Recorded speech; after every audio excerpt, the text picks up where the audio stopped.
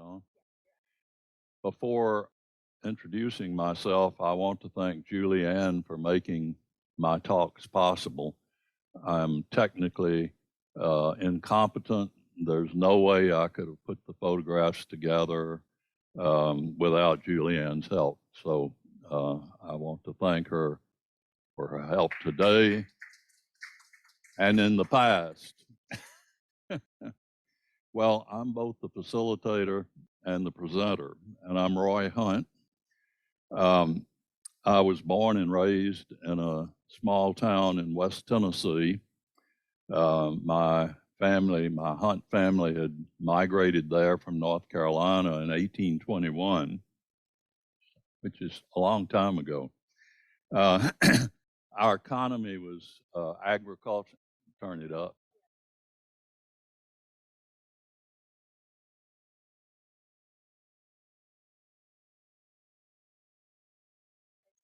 Our economy was agriculturally based, and although I never lived on a farm, my family always owned a farm, and I spent much of my youth doing various projects there. My grandfather, Hunt, required me to have an agricultural project every summer, and I learned a lot about agricultural economics, all of which led me to know I never wanted to own a farm.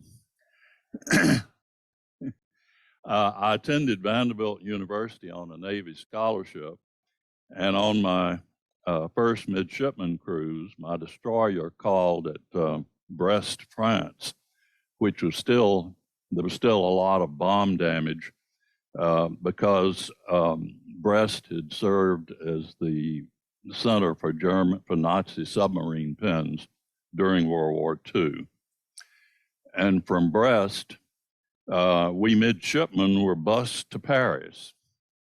We arrived late in the day on Bastille Day, when Parisians were still wildly celebrating their victory over the Nazis only 7 years earlier. And that year was 1952. In preparing for today's talk, I was reminded of a popular song some of you may remember. How you're going to keep them down on the farm after they've seen Paris. Well, that was written right after World War I, and it was first published in 1918. But it became popular again during World War II. And it was a question which was very easy for me to answer. They could not keep me down on the farm. And over the years since, I visited Paris at least a dozen times, perhaps more. However, 70 years later, on May the 1st this year, I saw Paris and Provence in a very different way with Thomas Jefferson as my guide. Yeah. And I hit, okay, so what I do, hit green for that first one. Okay.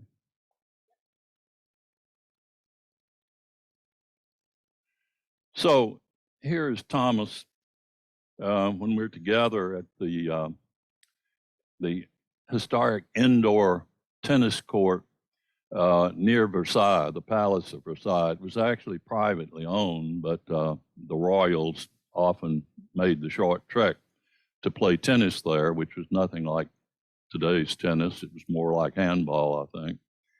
But the oath of the tennis court was one of the most important early happenings that brought on the French Revolution. You may recall that there were 3 estates in France at the time: clergy, the first estate; nobility, the second estate; and the commoners, the third estate.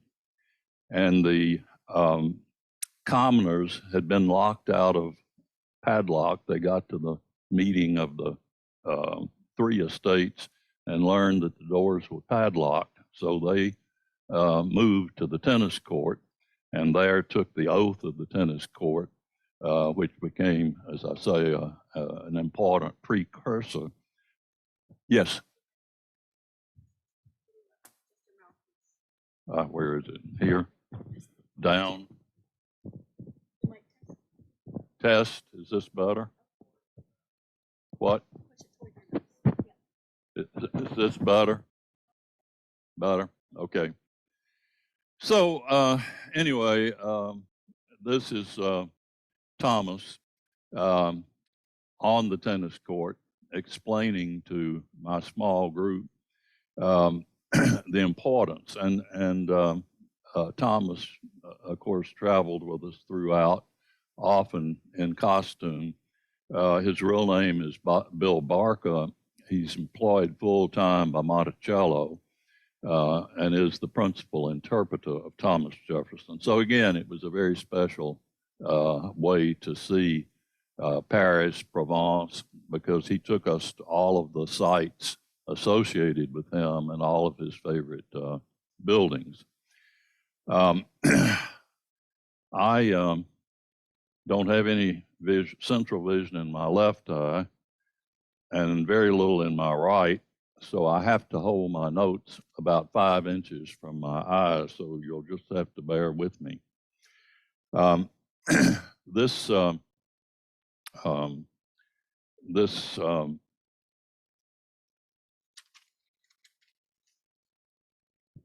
led to the topic of my talks for today and next Monday. Thomas Jefferson, architect, the French Connection, 1784 to 1789. Few Americans have accomplished so much in so many disciplines as Thomas Jefferson. He's an extremely complex person, and I'm not going to talk about most of the complexities. I do recall attending a lecture by David McCullough in Providence, Rhode Island. And David, that was soon after David's book on John Adams had come out. And he said he set out to write about Thomas Jefferson. And the more he learned about Jefferson, the more he disliked him. And so he wrote the book on John Adams instead. But in any event, we're not going to talk about a lot of those controversies.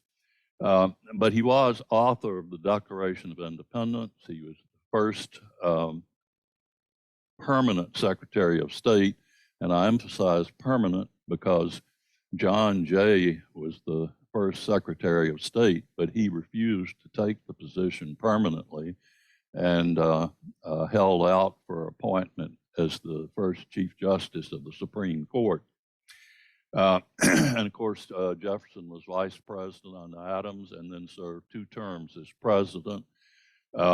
He was the primary mover behind the Louisiana Purchase and the Lewis and Clark expedition. So Jefferson's greatness certainly was known, but his greatness as an architect was not clearly understood until the 1916 publication of Fiske Kimball's Thomas Jefferson, Architect. Biographers and historians had certainly known about his Virginia home, Monticello, and his involvement in the creation of public buildings like Virginia State Capitol in Richmond, and the academical village. This was a canned photograph, and I now see it looks like a jigsaw puzzle. So if anybody wants to cut it up and work it, they're welcome to. But again, these particular 3 public buildings, but they really didn't know much about him as an architect. And when Fisk Kimball's book came out in 1916, a number of architectural historians started doing more research. Prior to that time, they had presumed that the designs for the Virginia State Capitol, Monticello, UVA, that they were derivative or the work of others.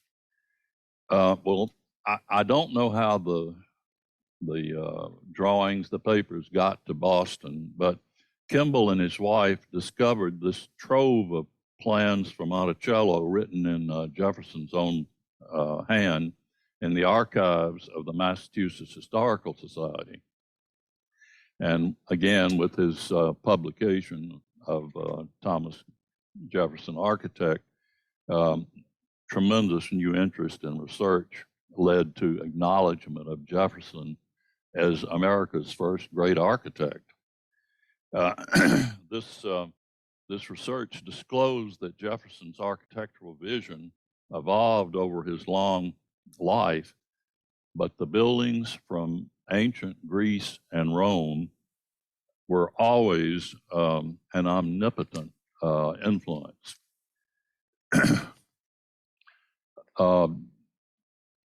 Thomas was born in Shadwell, and while we don't have any documentation of the actual house, this is one from that period, and we assume that his birth home probably looked like this: a simple wood frame farmhouse in Albemarle County. The house stood on the bank of the Rivanna River on the edge of the colony's Piedmont region and directly below the future site of Monticello.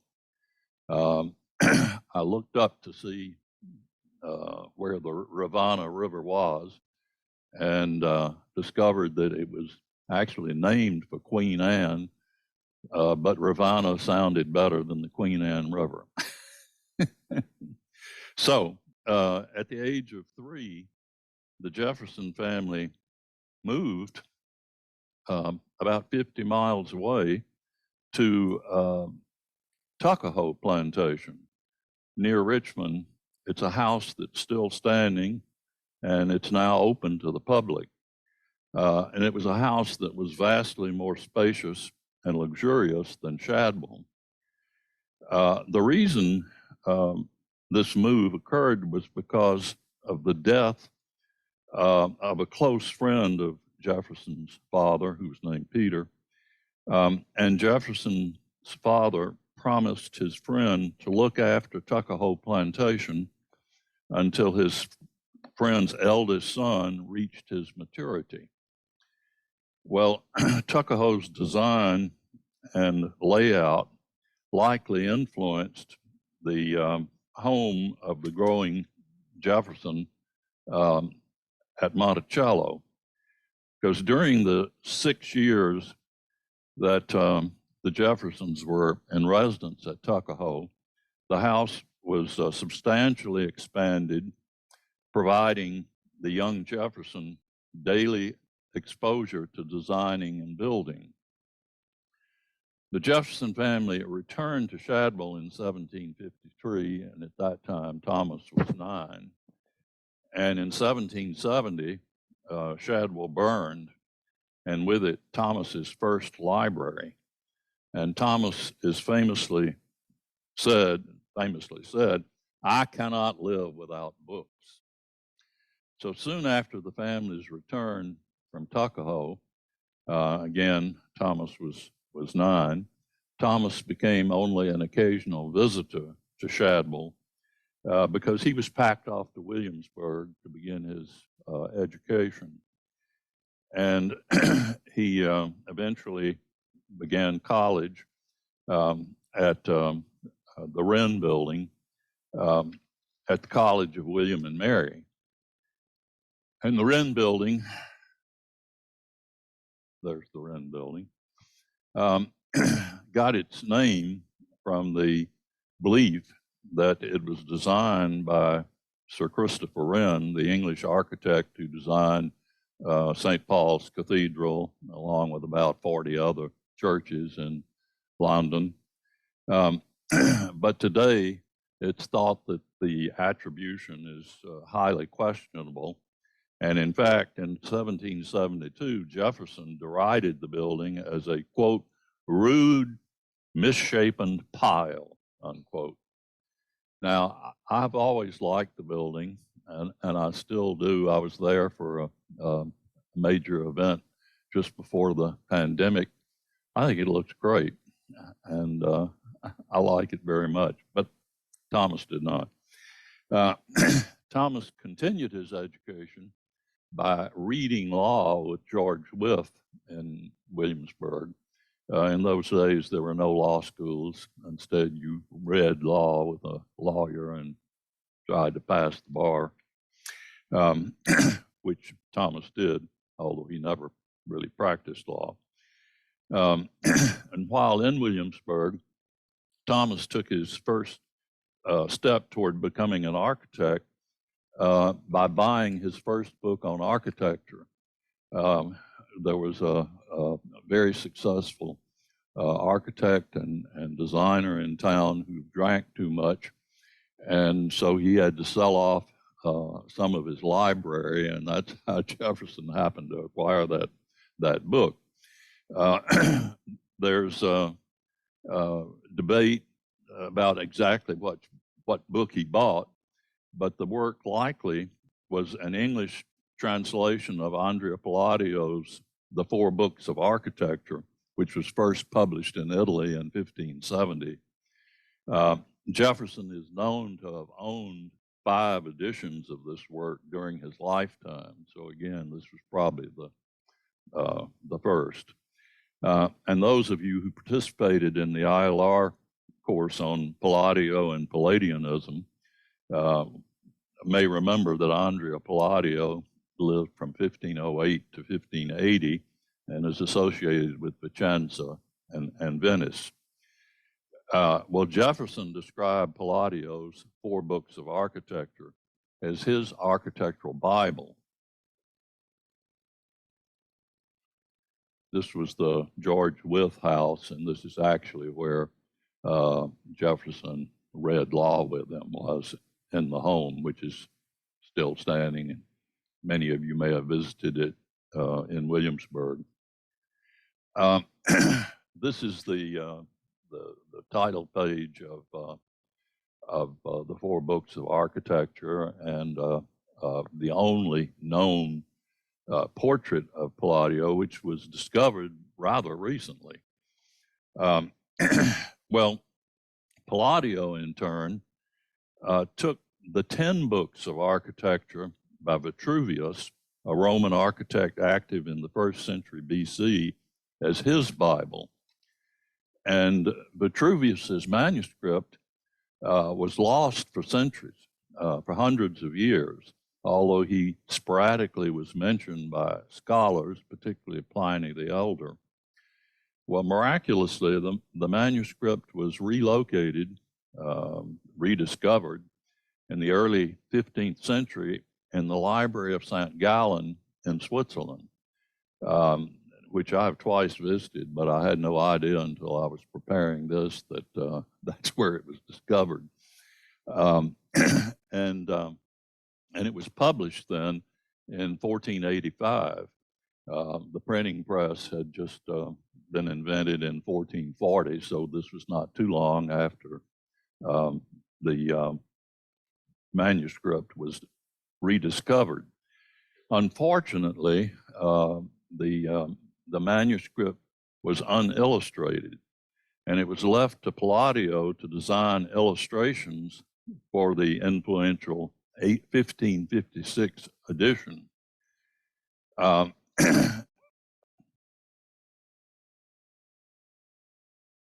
Now, I don't know whether any of you noticed this or not, but this was in the Gainesville Sun 3 or 4 Sundays ago, and I was astonished.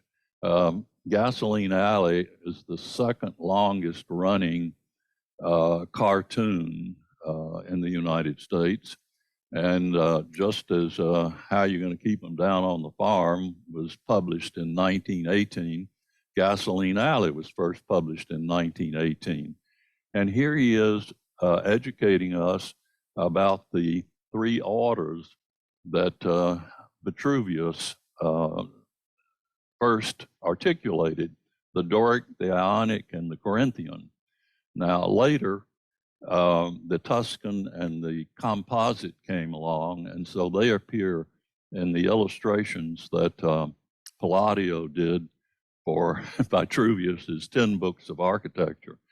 But who would have thought that Gasoline Alley would be interested in educating us about Vitruvian orders? Now, Palladio's designs were in the style all'antica, which simply means in the ancient manner. And they were taken to England by Inigo Jones early in the 1600s, and then to the American colonies with Jefferson as the chief promoter of Palladianism. And just as Palladio adapted classical models to his own time and place in Vicenza and Venice, Jefferson in his designs used the sense and the spirit of Palladio to infuse a style both personal and wholly American. And the first expression of this style was Monticello. This is one of the drawings that was found in Boston by Fisk Kimball. Unfortunately, it's the best we can do in terms of seeing what the first Monticello looked like. In 1764, at the age of 21, Jefferson inherited 5,000 acres around what is now Charlottesville. And here on a 1,000-acre parcel of the 5,000, which was patented by his father in 1735, he began his design and building of Monticello 4 years later, or in other words, in 1768. And the name in Italian means little mountain. Well, the first 2 years of the project were spent in leveling the top of his little mountain. And in fact, Monticello was really two different structures. And architectural historians usually identify these as Monticello I, basically from 1768 to 1773, and Monticello II from 1794 to 1808, although with Jefferson, buildings never came to completion. So I'm sure there were things that he intended to do when he died in 1826. But it was basically completed during his presidency. For purposes of this course, we might characterize these two Monticellos as pre-Paris Monticello and post-Paris Monticello. In today's terms, Jefferson was obsessive compulsive. He was always counting, calculating, and measuring. It was a mania. And he shared this with France's neurotic King Louis XVI, the man Jefferson would soon get to know. Fisk Kimball, as I say, discovered about 25 architectural drawings for Monticello I. This is one of them. And they were produced by Jefferson between 1768 and 1771. By 1770, Jefferson's hilltop site had been cleared and leveled, and carpenters and other laborers were hard at work on a 2-story central block with a pedimented gable, flanked by single-story hipped roof wings to house dependencies of various functions. So again, I'm sure everyone here has been to Monticello. Well, this looks nothing whatsoever like the Monticello you visited. So I find it fascinating that there were really two Monticellos. And this design is pure Palladianism. The first to be built on the site was the South Service Wing, which is intended eventually to be a dependency. But it took the shape of a modest brick cottage into which Jefferson moved in late 1770. Then this bachelor quarter became a honeymoon cottage in January 1772, when Jefferson married the widowed Martha Wales Skelton, nicknamed Patty, on New Year's Day of 1772. The family had a penchant for nicknames, and they called her Patty. The first daughter, we'll talk about later, was named Martha, but called Patsy. And the other surviving daughter was named Maria, but called Polly. So it's a little confusing when you read about the family. In any event, the bachelor quarters, as I said, became a honeymoon cottage. And the marriage produced 6 children, of whom 2 survived to adulthood. And incidentally, the first one, Patsy, was born September the 27th, 1772.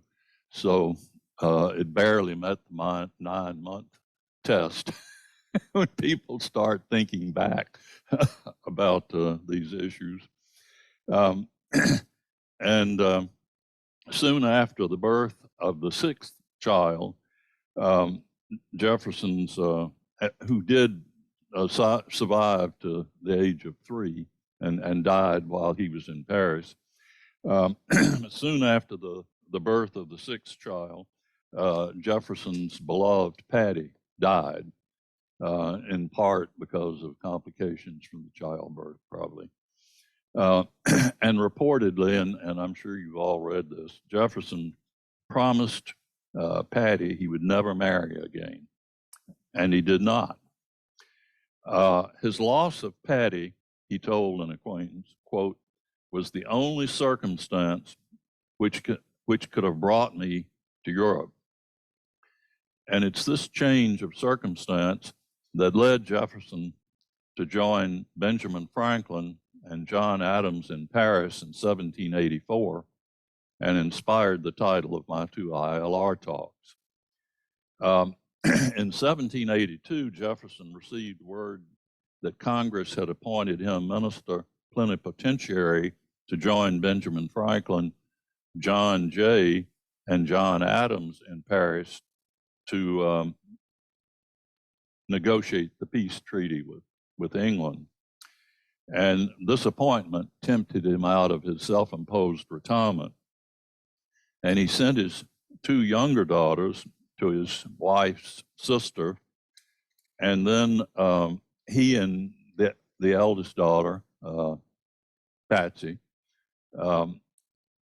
headed to Baltimore on their way to Paris. They got there, and to his great disappointment, learned that a provisional peace treaty had been signed within days of his assignment. So a very depressed Jefferson and Patsy returned to Monticello 1. Then on May the 7th, 1784, Congress appointed Jefferson to replace John Jay as minister plenipotentiary in Paris. He would then join Franklin, who at that point had been in Paris since 1776 as the first U.S. diplomat, and who would also join John Adams, who would very soon be sent to London as our first ambassador to London. But on July the 5th, 1784, Jefferson and his now 11-year-old daughter, Patsy, along with Jefferson's enslaved James Hemings as valet or valet, finally sailed out of Boston Harbor bound for France. And arriving in Le Havre on August the 3rd, Jefferson's party finally set foot on the pavers of Paris on August the 6th, 1784.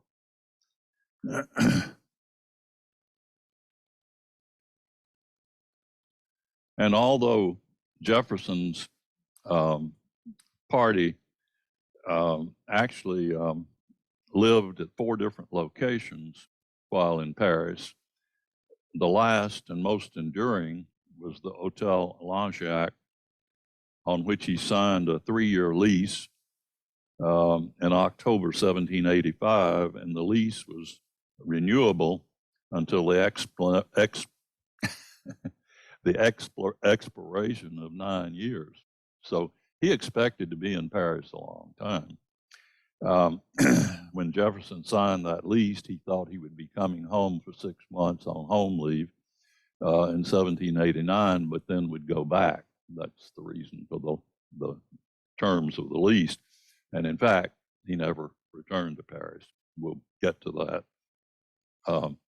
But Jefferson's new Paris address at the Hotel Langeac was 92 Champs-Élysées at the corner of the Rue de Berry.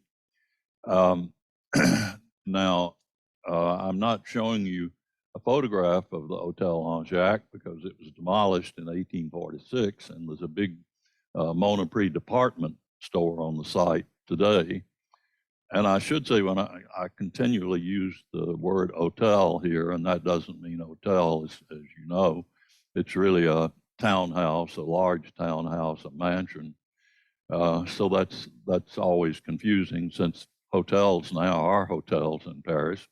But this was a mansion in which he was leasing. As I tell you today, there is a plaque at the address noting Jefferson's presence. And interestingly, it was put there by University of Virginia students who fought in World War I, not World War II, but World War I. And from this location, Jefferson usually walked wherever he needed to go. And he usually calculated the precise number of steps to each destination. He even had a pedometer. And he knew after counting them and using the pedometer just how long it would take him to get to different locations.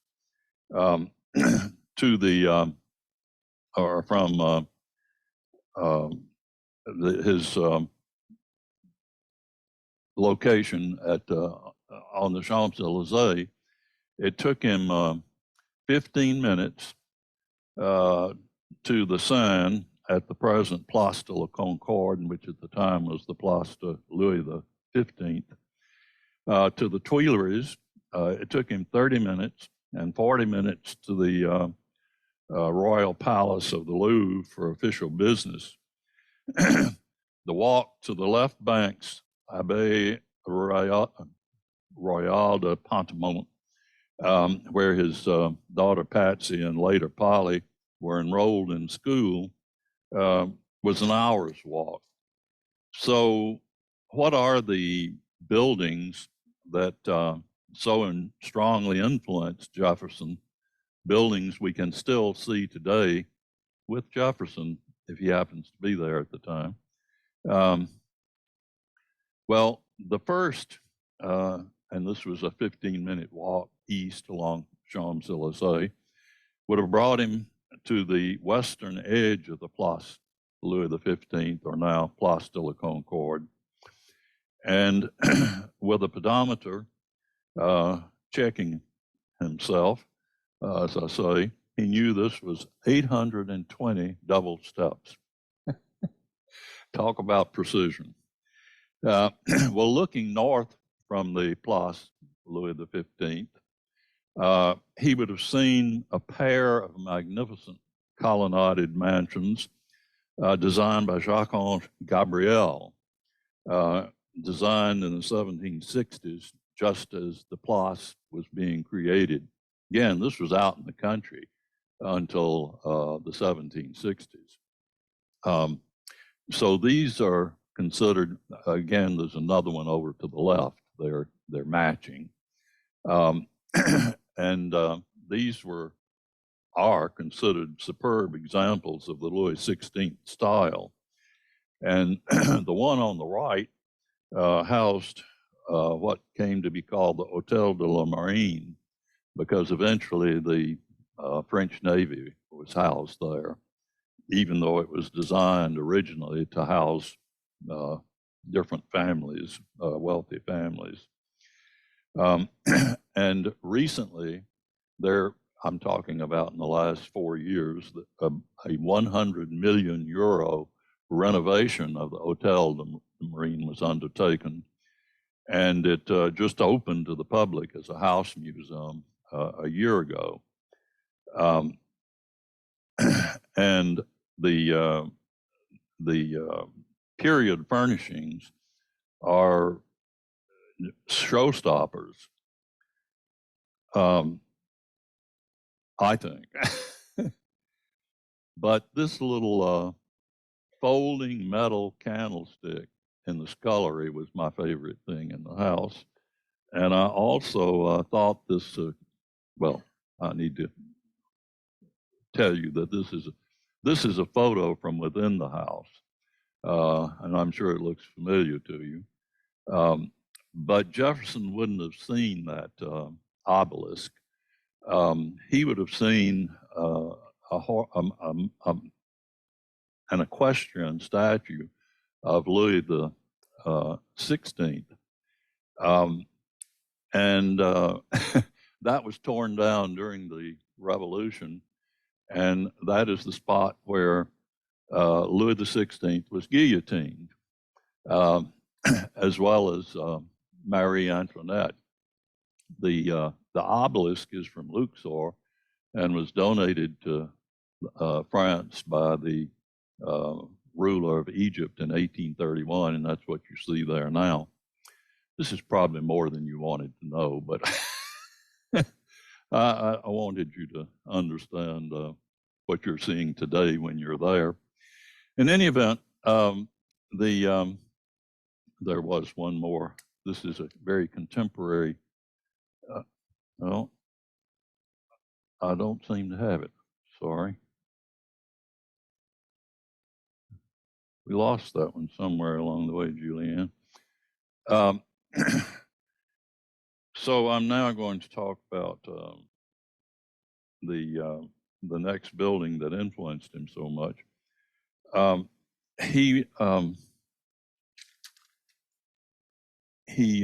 greatly admired another building that was 15 minutes from his stop on the Place de la Concorde. This is just across the river from the Tuileries, and it's called the Hôtel de Salm, S-A-L-M.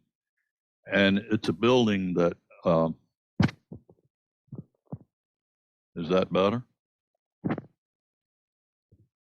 Is that all right? Okay.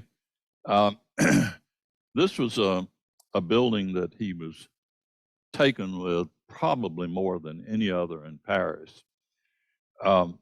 And this, as I say, was just about another 15 minutes from the Place de la Concorde, but on the left bank. And this was a building that he watched under construction. He would often go to the Tuileries in the afternoon and rent a chair. And I can remember on my first trips to Paris, we had to rent chairs in the Tuileries, but now they're up for grabs. But he would rent a chair and look across the river at the construction of this mansion forgotten, it was owned by, being built by an Austrian, I think. But anyway, it was to be a private mansion. And he was absolutely entranced with it. And it really became the model for Monticello too. These are his words: violently smitten by its design, he wrote to a new Parisian friend, Madame de Tessé, and Jefferson spent hours watching its construction from the Tuileries Gardens across the river. And since 2006, Jefferson has watched the Hotel de Somme from the left bank itself. He's a standing bronze that's at the foot of the relatively new pedestrian bridge, 1999, that leads from the Tuileries over to the left bank. This was, I think it's called La Passerelle, or maybe it's gotten another name now. But this sculpture was gifted by Monticello and the University of Virginia in 2006. Since 1804, the Hotel de Somme, thanks to Napoleon I, has been home of the French Legion of Honor. Can you hear me all right? Okay. Jefferson translated this riverside facade in his own idiom into Monticello II between 1794 and 1808. Most, if not everyone, in the ILR audience knows the Musée d'Orsay, the greatest collection of French Impressionism and Post-Impressionism in the world. And it is directly across the narrow Rue Bellechasse. You're actually seeing it there in the background. And this was the hugely successful adaptive use of the abandoned Gare d'Orsay done by the Italian woman architect Gail Lenti.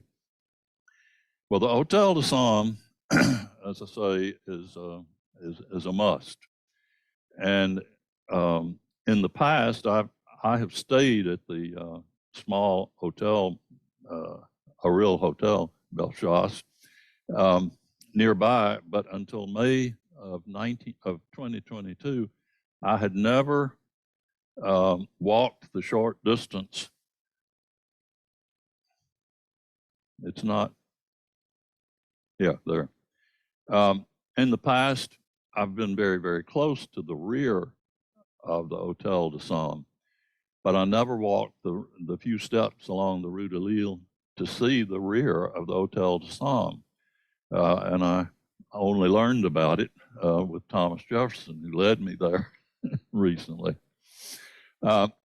It's really an architectural tour de force, and it's the gate is inspired by a Roman triumphal arch, and it frames an inner courtyard in the form of a colonnaded peristyle. I'm sorry that you can't see the columns of the peristyle better. Maybe I included one. I don't. Yes, here it is. So not only was that facade on the river important in terms of Monticello II, but this was one of the models that Jefferson turned over to Pierre L'Enfant for use in the new federal city. And again, I think it's just spectacular, but I had not seen it until this May.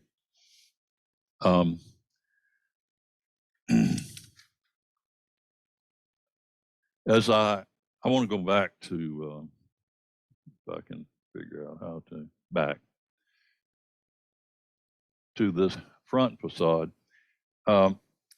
As I delved deeper into the history of the Hotel de Somme and its progeny, I discovered that Thomas Jefferson was not the only architect smitten by it. If you've ever experienced Britain's supreme folly, the Brighton Pavilion or the Royal Palace at Brighton, you may be surprised, and in fact, I was shocked to learn that lurking within this Mughal fantasy is the Hotel de Sam. The pavilion, now I know it's somewhere.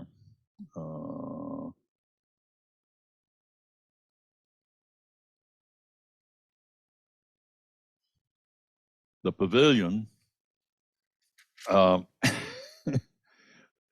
is the princely folly perpetrated across 4 decades by the flamboyant Prince of Wales, the son of Mad King George. And he became Prince Regent in 1811 and finally King George IV upon his father's death in 1820. But the Prince Regent discovered the dissolute pleasures of Brighton in 1783, thanks to an uncle, and it became fashionable for the very reason that dissolute royals went there to misbehave. Brighton's reputation endured on into the 1950s and perhaps still, because when the railroad came, it was only 50 minutes from London, and it was a great place to take your secretary, or in earlier times, a little French milliner. So anyway, in 1786, the Prince of Wales acquired a small 2-story farmhouse, really, called Brighton House, which was a double-tiered, fronted, double timber frame structure with 2 angle bays, 2 up and 2 down. But it quickly became apparent that simplicity was not the taste of the Prince of Wales. And I'll go back here. This is the way it looks today. In May 1787, he summoned Henry Holland, who was a very popular society architect in London at the time. He summoned him to Brighton. Now, Holland had visited Paris in 1785, and he was just as enthusiastic about the Hotel de Sam as Jefferson. So when the Prince of Wales charged him with turning the farmhouse into something more, that was the model that Henry Holland used. And the existing structure was the 1 block on the left. He created a similar block over on the right and filled it in with the dome room. And you have the code stone, which you can't see very well, sculptures around the top of the dome. Code stone, incidentally, is what you so often see in England now. There was a woman who patented code stone in the early 1700s. And so most of the sculptures you see at the Great English estates are really code stone, a composition stone, and not really sculpted from marble or granite. So you can see how similar this is to the Hotel de Sam, and indeed Monticello too. Well, the west front, which I couldn't get a good, I don't have a photograph of it, and we couldn't get a good one, but the west facade of the west front of the pavilion is strikingly similar to the backside of the Hotel de Sam. Well, the pavilion was almost a continual work of progress for 40 years. And beginning in 1813, the Prince of Wales called in John Nash, and you may well know John Nash because he was Britain's leading Regency architect responsible for Regent Street in London and so much of what we think of as London today. And he called him in to realize the prince's more recent architectural imagination. And throughout the years of change, the one constant was that domed salon inspired by the Hotel de Somme. Well, another 20 minutes from a walk from the Hotel de Somme along the Rue de Bessas and then the Rue de Grenelle leads us to the Temple, Temple, I guess, de Panthéon. Since 1844, it's been the Protestant Church of Paris. But during Jefferson's years, his daughters, who were enrolled and living in the fashionable Abbaye Royale de Panthéon, was the chapel. This was the chapel for the convent. And Jefferson attended services here with his daughters on Sundays. And I couldn't resist taking this. I was there at a private organ recital, and the sun came in on these French version of the Ionic capitals of these pilasters, and I thought it was just spectacular. That's the reason for this photograph. Well, next door out on the street, you find the entry to the convent itself, which the convent is quite large. And in addition to having school students there, wealthy widows had quarters there, so they were not roughing it. See what time it is, 5 minutes. Well, although Jefferson continued his cordial relations with the abbess, when his daughter Patsy wrote to him and said that she wanted to become a nun,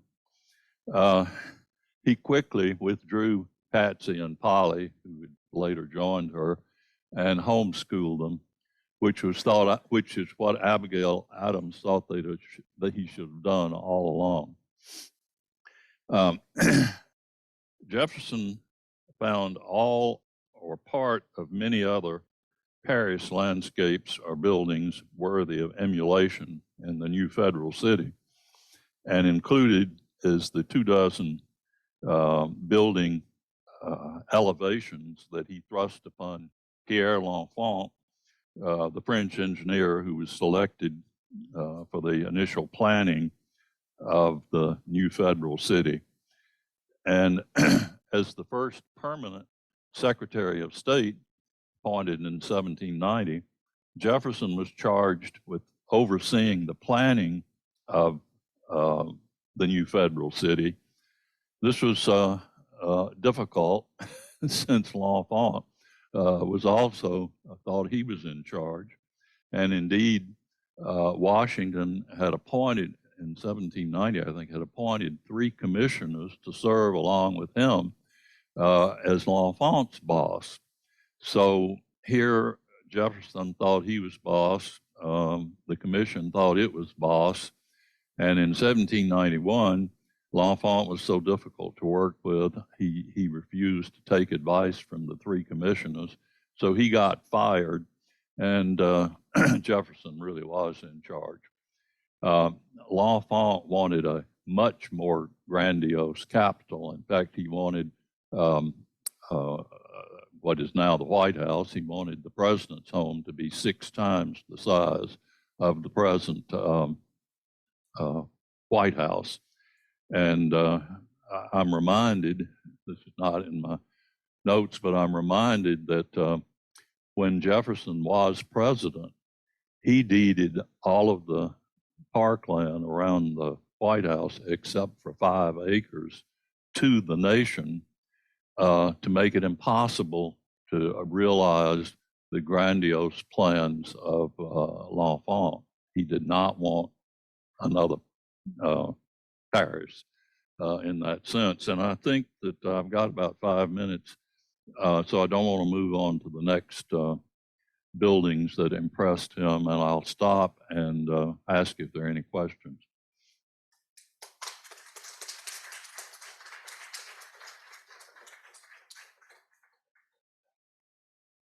Questions? I got that teacher voice today. Any questions out here? All right, let me check on Zoom.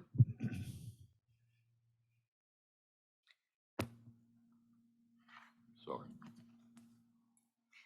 I do want to say too that even before Roy went on this trip, he knew he was going to turn it into an ILR course. So he spent his whole trip and hours afterwards working on this program. So thank you, Roy. Thank you. No questions, comments? Well, I've exhausted you. Well, we'll have part 2 next week, so please come back. Thank you.